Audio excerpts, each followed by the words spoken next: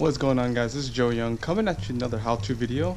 Today I'm going to show you guys how I prep my stones for aquarium usage. Alright, so since I'm starting this new project, I'm going to be using a few stones in the build for escaping. So normally when you get stones, it's going to be really dirty. So the first step I always like to do is just rinse off any debris or dirt that's in the stones ahead of time. Alright, so the best method is just grabbing a hose with a pretty strong end to it and just start rinsing away. So this is just a pre-rinse. I'm going to show you guys my other secret that I normally do to try to remove anything else that's bad in here.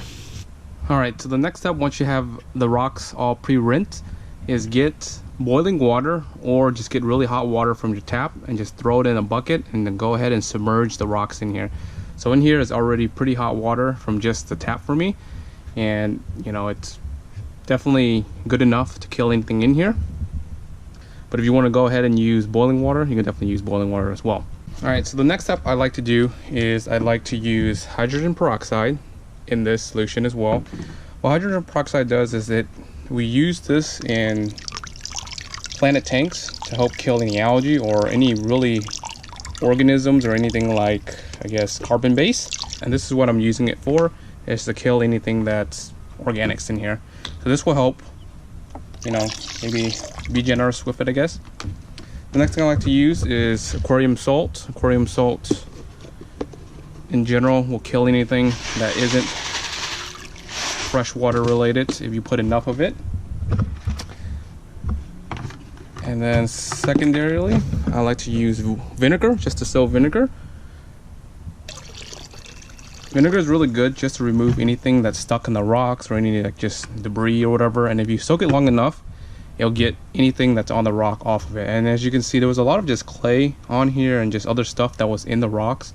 I'm gonna go ahead and just throw it in there to remove. As you can see, there's like a piece of like bug there that was on the rock originally that I didn't see, right? And what I like to do is just let this sit for about at least a minimum of a couple hours if you're in a rush, and then go ahead and pre-rinse again any debris, anything that's left over on the rocks. You don't want any of that going into your tank. And then go ahead and let it dry afterwards. Alright, so here's the rock after a couple hours.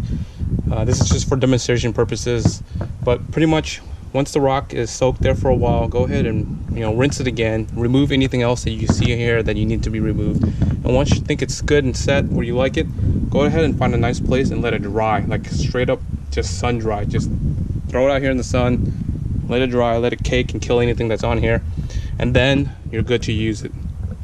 So anyways, guys, this is how I prep my stones for hardscaping. Let me know what you guys think. Until next time, guys, peace.